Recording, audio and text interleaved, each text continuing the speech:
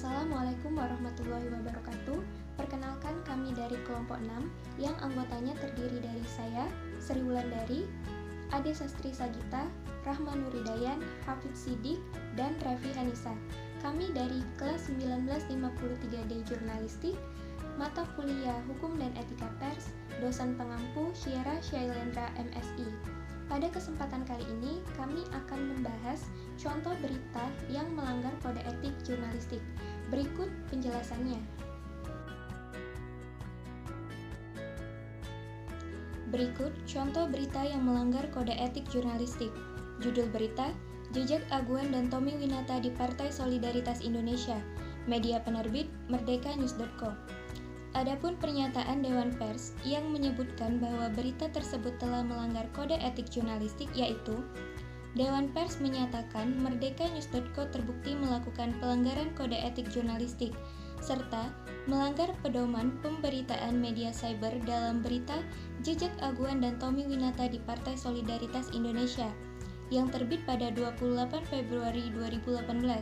Partai Solidaritas Indonesia atau PSI melalui Jaringan Advokasi Rakyat untuk Partai Solidaritas Indonesia atau Jangkar Solidaritas melaporkan merdekanews.co terkait berita tersebut ke Dewan Pers. PSI melaporkan karena berita tersebut dinilai tidak melaksanakan praktik jurnalistik yang berimbang, membuat judul berita yang tendensius tanpa didukung akurasi, serta ditulis dengan mencampurkan fakta dan opini.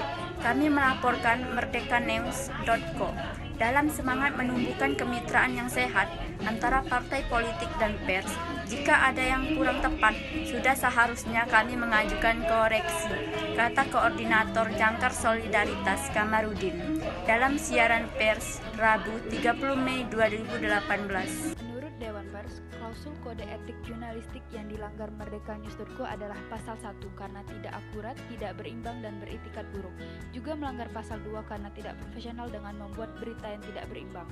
Aturan dalam pedoman pemberitaan media cyber yang dilanggar adalah poin 2 terkait verifikasi dan keberimbangan. Selain itu, dalam putusan Dewan Pers tanggal 15 Mei 2018 itu, merdekanews.co terbukti melanggar UU Pers karena merdekanews.co belum memiliki badan hukum. Terakhir, merdekanews.co juga tidak mematuhi peraturan Dewan Pers tentang standar organisasi perusahaan pers. Berdasarkan hasil mediasi pada 5 April 2018, Dewan Pers menemukan fakta-fakta terkait merdekanews.co bahwa pertama, penanggung jawab merdekanews.co belum memiliki kompetensi sebagai wartawan utama. Kedua, merdekanews.co belum berbadan hukum. Terakhir, wartawannya belum memahami kode etik jurnalistik. Dari semua temuan dalam rekomendasi Dewan Pers, merdekanews.co wajib memuat hak jawab dan klarifikasi PSI terkait berita Jejak Aguan dan Tommy Winata di Partai Solidaritas Indonesia, disertai permohonan maaf kepada PSI dan pembaca sebagai pihak. Lebih lanjut, jika merdekanews.co tidak memenuhi rekomendasi Dewan Pers, PSI berhak membawa kasus ini ke ranah hukum. Penilaian dan putusan ini semoga bisa ditarik hikmahnya. Pers yang sehat dan profesional adalah dambaan kita semua, kata Kamarudin. Mungkin itu saja penjelasan dari kami kelompok 6 mengenai contoh berita yang melanggar kode etik jurnalistik. Terima kasih. Wassalamualaikum warahmatullahi wabarakatuh.